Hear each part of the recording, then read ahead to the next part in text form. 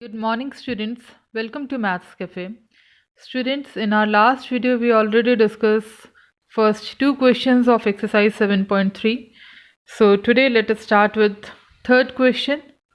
Statement of this question is, two sides AB and BC and median AM of one triangle ABC are respectively equal to the sides PQ, QR and median PN of a triangle PQR.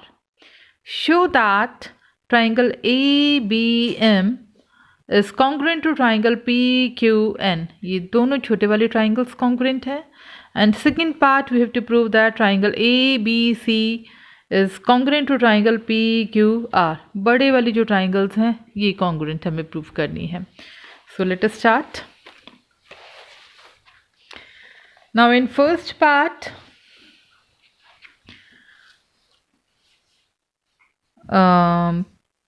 triangle ABM and triangle PQN. In triangles में हमें given है कि ये AB PQ के equal है, ये हमें given है. मीडियन जो है दैट इज ऑल्सो गिवन. अब मीडियन जो हमें यहाँ पे गिवन है AM और PN, मीडियन करता क्या है? मीडियन हमारा जो अपोजिट साइड है, जिस साइड के ऊपर वो मीडियन है, उस साइड को टू इक्वल पार्ट्स में डिवाइड कर देता है. इट मीन्स कि यहाँ पर हमारा ये जो मीडियन AM है वो BC को टू इक्वल पार्ट्स में डिवाइड कर रहा है. सिमिलरली ये PN मीडियन QR को टू इक्वल पार्ट्स में डिवाइड कर रहा है. तो दो चीज़ें तो हमारे पास हैं. अब थर्ड एक कंडीशन और चाहिए हमें यहाँ पर. पहले तो जो गिवन है उसको हम यहाँ पे लिख लें. AB हमें पता है AB is equal to PQ, this is given. And median AM is equal to PN, ये भी हमें गिवन है. अब थर्ड कंडीशन देखिए हमारे पास क्या है. यहाँ पर हमें गिवन है कि हमारी BC साइड और QR साइड इक्वल है. BC is equal to QR. अगर BC और QR इक्वल है तो इसका मतलब इनका जो हाफ है वो भी क्या हो जाएगा? इक्वल हो जाएगा. अब BC का हाफ हम क्या लिख सकते हैं? क्योंकि मुझे ट्राइंगल ABM, ये छोटे वाले ट्राइंगल को प्रूफ करना है PQN के, तो हम BC के हाफ को क्या ले लें? BM, जो हमारी रिक्वायरमेंट है. So therefore BM is equal to half of QR को हम क्या लिख सकते हैं? QN. ओके. सो अब हमारे पास तीन चीज़ें क्या आ गई? ये भी हमारी साइड है, ये भी साइड है और ये भी साइड है. सो bye SSS congruency rule, triangle ABM is congruent to triangle PQN. तो फर्स्ट पार्ट हमारा यहाँ पर प्रूफ हो गया. अब हम सेकेंड पार्ट देखिए. सेकेंड पार्ट में हमें प्रूफ किसको करना है? We have to prove triangle ABC is congruent to triangle PQR. अब बड़े वाले ट्राइंगल में हम देखते हैं AB हमें पता है AB is equal to PQN है. हमारी जो BC है that is equal to QR है. अब दो चीज़ें तो हमारे पास है, थर्ड हमारे पास यहाँ पे कुछ नहीं है. वो थर्ड हमारे पास क्या आ सकती है? जब हम इन दो छोटे ट्राइंगल्स को कॉन्ग्रुएंट प्रूफ कर रहे हैं तो यहाँ पे हमारा एंगल B और एंगल Q इक्वल आ जाता है बाय CPCT. अब यही रूल अगर हम यहाँ पे इस कंडीशन को यूज़ कर लेते हैं तो हमारी ये साइड इक्वल हो गई, ये एंगल हमारे पास इक्वल हो गया और फिर BC भी हमारी QR की इक्वल है. Now the rule is side angle side. तो अब हम इसको लिखते हैं AB is equal to PQ, this is given. Then angle B is equal to angle C, this is proved. And the last condition BC is equal to QR, this is also given. So by SAS congruency rule, triangle ABC is congruent to triangle PQR and hence proved. हमारा ये part यहाँ पे complete हो जाता है. Now come to Next question, question number 4.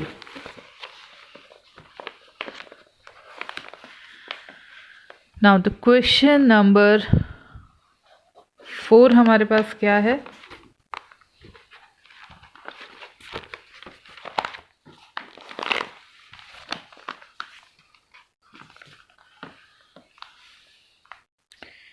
Question number 4 is BE and CF are two equal altitudes of triangle ABC. Using RHS congruence rule, prove that the triangle ABC is isosceles. Figure is not given, तो figure हम यहाँ पर खुद draw करेंगे जैसे जैसे हमें question given है उसके अकॉर्डिंग. सो क्वेश्चन में हमारे पास उसने क्या कहा है कि in triangle ABC, this is triangle ABC. In this triangle BE and CF,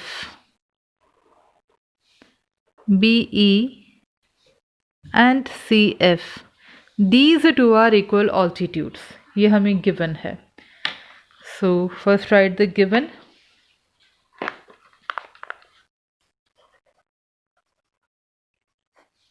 Given is in triangle ABC, altitude BE is equal to CF. Now what to prove? We have to prove that triangle ABC is an isosceles triangle by using RHS congruency rule. ठीक है, RHS rule से हमें prove करना है कि ये दोनों triangles, ये ट्राइंगल हमारा आइसोसेलेस है. So let us start with the proof.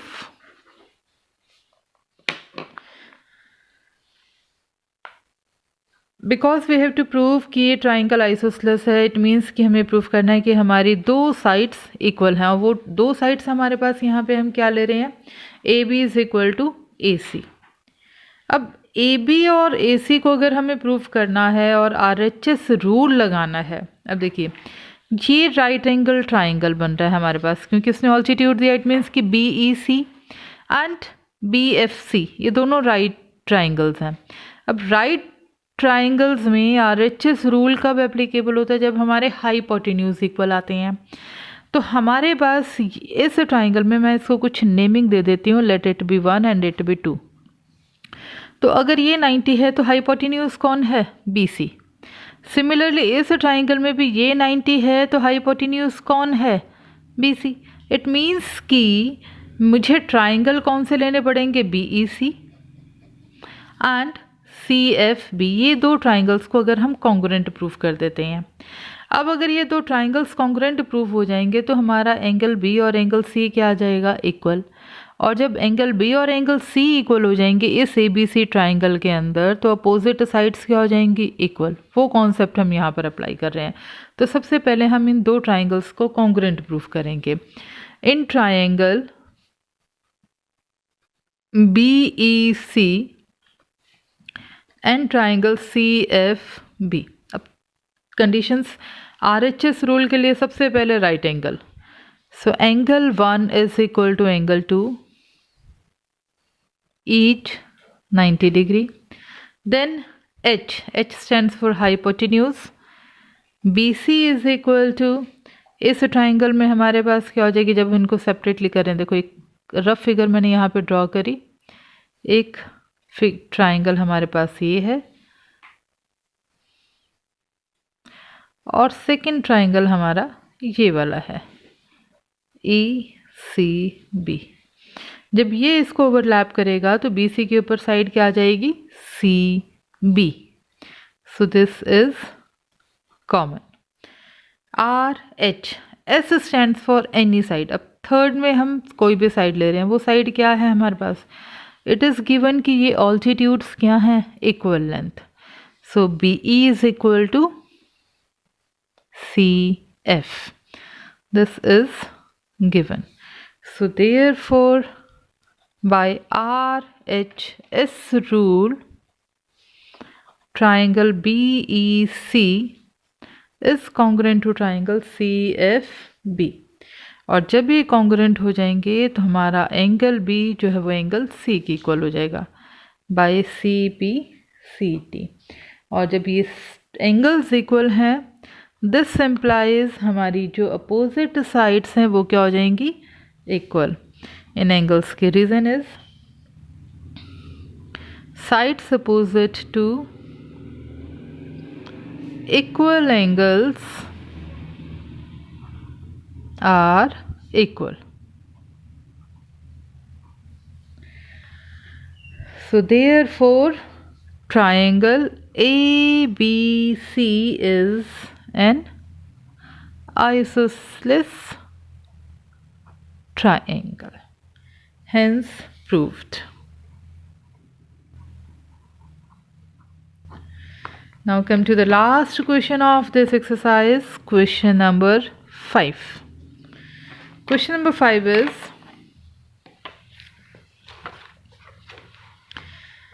ABC is an isosceles triangle with AB is equal to AC. अब हमें given है कि triangle isosceles है. Draw AP perpendicular on BC to show that angle B is equal to angle C. So first draw the figure.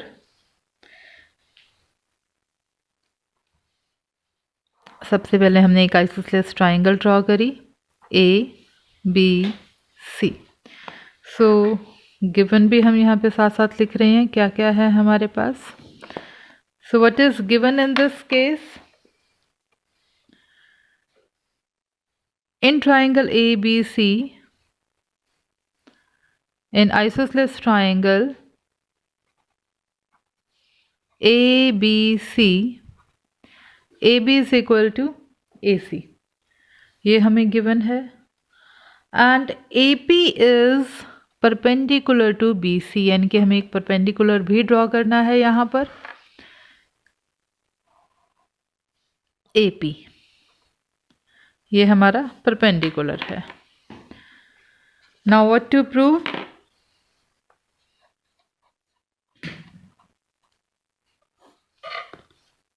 Angle B is equal to angle C. So proof. वैसे तो अगर हम इस question को पढ़ते हैं तो हमें पता है कि रूल क्या है कि अगर ट्राइंगल में AB और AC इक्वल है तो angle opposite to equal sides are equal. But यहाँ वो क्वेश्चन हमें कहता है कि we have to use this AP perpendicular. जो AP परपेंडिकुलर हमने ड्रॉ किया है BC पर, इसको हमें यूज़ करके प्रूफ करना है कि एंगल B और एंगल C हमारे इक्वल हैं. अब इसको हम कैसे यूज़ करेंगे, अगर हम ये दो छोटे वाले ट्राइंगल्स को कॉन्ग्रुएंट प्रूफ कर देते हैं तो ये एंगल्स हमारे पास क्या हो जाएंगे, इक्वल. यहाँ पे हमें कॉन्ग्रुएंसी रूल प्रूफ करना है. अब हमारे पास क्या क्या है, देखो क्वेश्चन में गिवन है कि ये दोनों साइड्स इक्वल हैं. ये एंगल हमारा 90 डिग्री है, इसको हमने कुछ नेमिंग कर दी, एंगल 1 एंड एंगल 2. अब एंगल के अपोजिट साइड हाइपोटेन्यूज है तो इसका मतलब हमारा हाइपोटेन्यूज इक्वल है. एक राइट एंगल का ये 90 डिग्री हो गया और ये जो है ये हमारा AP क्या हो गया, दोनों ट्राइंगल्स का कॉमन. तो यहाँ पे रूल क्या बन रहा है, right angle hypotenuse and side. So RHS. अब देखिए इसको हम कैसे लिखेंगे, in triangle ABP and triangle ACP. अब RHS रूल बन रहा है तो उसी के अकॉर्डिंग लिखेंगे. सबसे पहले हमने लिखा angle 1 is equal to angle 2, each 90 degree. Then hypotenuse AB is equal to AC and then कोई भी एक side. This is given, this is common. So this is RHS. So by RHS rule triangle ABP is congruent to triangle ACP, and if these two triangles are congruent, so therefore angle B is equal to angle C by CPCT, and hence proved. And with this question, this chapter is also complete. Thank you and have a nice day.